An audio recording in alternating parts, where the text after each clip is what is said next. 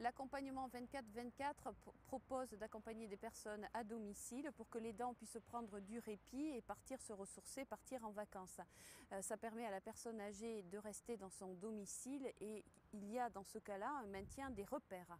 Ça a une durée limitée qui est en fonction de la demande de l'aidant, un jour, 2 jours, une semaine. Pour pouvoir mettre en place un service qui corresponde à ça chez nous, on a fondé une association, il y a un an, un peu plus d'un an, un an et demi.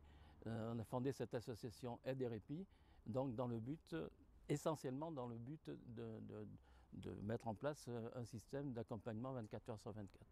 Nous proposons aussi des préconisations dans le cadre de vie de la personne âgée, ce qui permet d'éviter le stress, d'être dans un cadre rassurant et structurant pour la personne qui a besoin en fait de repères. Je fais des accompagnements bénévoles parce qu'aujourd'hui le droit du travail ne permet pas de mettre en place une activité salariée.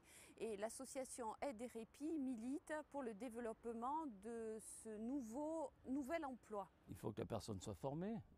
C'est pourquoi dans notre association Aide et Répit, on a prévu de former du personnel, qui soit déjà du personnel professionnel de santé, qui ait déjà une expérience infirmier, aide-soignant, psychologue. Cet accompagnement correspond à une population, c'est-à-dire les familles qui sont structurées et qui ont besoin de répit. Il est bien évident qu'une personne âgée qui vit toute seule ne peut pas rester, lorsqu'elle est atteinte de la maladie d'Alzheimer, à domicile. Donc pour elle, c'est l'institution. Mais au jour d'aujourd'hui, la population n'a pas le choix. Soit vous avez le tout institution, soit le tout domicile, mais il n'y a pas de bouée de sauvetage pour soulager les aidants à domicile comme le propose ce produit. Et en plus, on a toute l'équipe, toute une équipe médicale, psycho, etc.